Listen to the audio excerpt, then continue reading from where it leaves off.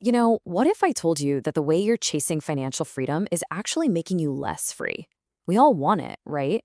But the popular version of this dream, well, it might be the very thing holding you back. It sounds a little crazy, I know, but let's break down why this chase might just be a trap. So, just for a second, when you hear the words financial freedom, what's the first thing that pops into your head? Is it a beach somewhere with a drink in your hand, a garage full of luxury cars, or maybe it's something simpler? Just not having that knot in your stomach when the bills are due. For a lot of people, this is it. This is the absolute peak. The ability to just splurge, to treat yourself, treat your family, and not even think twice about it. It's kind of the ultimate consumer fantasy, isn't it? Just pure, unfiltered buying power. But hang on. It sounds amazing, for sure. But is that a real goal? Or is it just a vague fantasy? I mean, chasing a dream that you haven't clearly defined, it's like trying to run a marathon with no finish line. You're just going to get exhausted, and you'll never, ever feel like you've won. Because that fantasy, buying anything I want, leaves all these huge questions unanswered. Like, when do you actually get there? What's the magic number in the bank account? Who are you even comparing yourself to? And without clear answers, the pursuit of freedom, ironically, becomes its own kind of cage. And listen, this isn't just some abstract idea. Chasing this fuzzy dream has some seriously devastating real-world costs.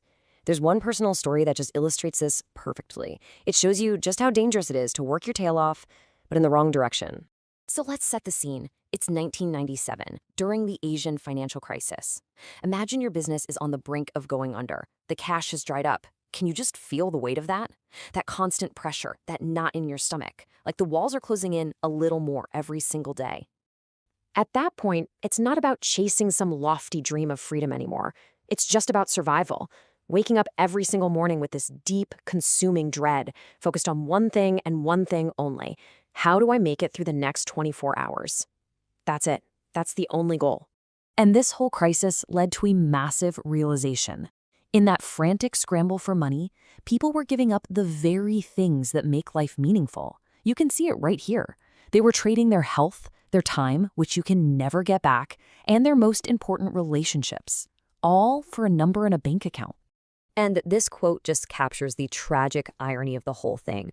We absolutely burn ourselves out when we're young, trying to make money, only to spend that exact same money when we're old, trying to buy our health back. It's just this painful, pointless cycle.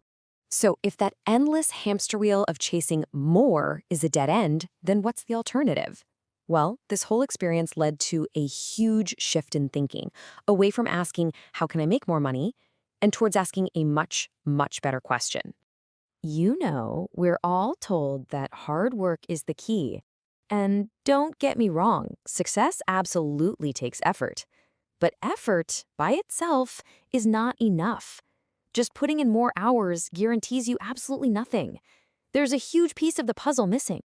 And that missing piece, it's direction.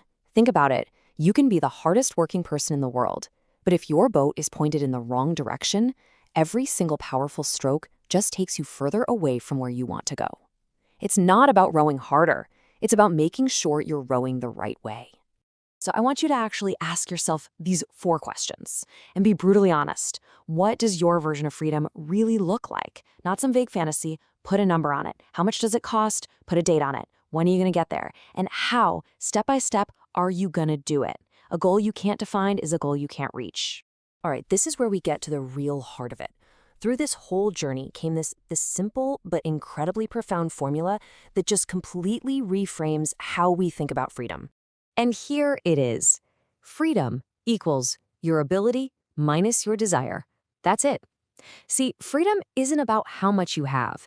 It's about the gap between what you have and what you want. This little equation, it changes everything.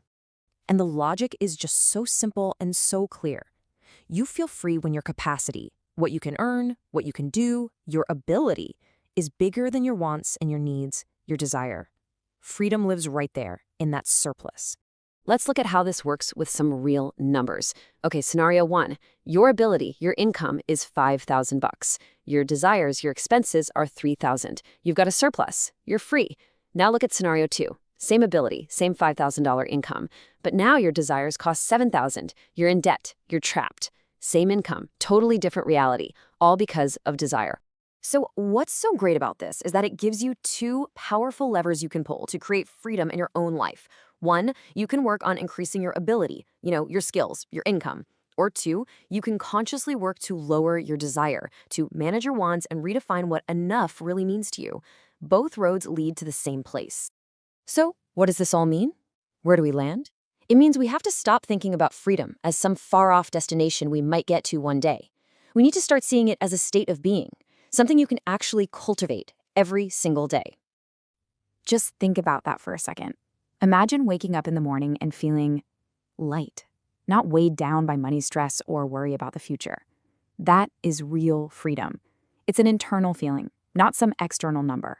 And that state of being, it's built on these four pillars: a healthy body that feels good, a mind that's calm and at peace, having control over your own time, and having the power to choose. It's this holistic sense of well-being where your money supports your life, not the other way around. And this idea completely reframes our relationship with our jobs, right?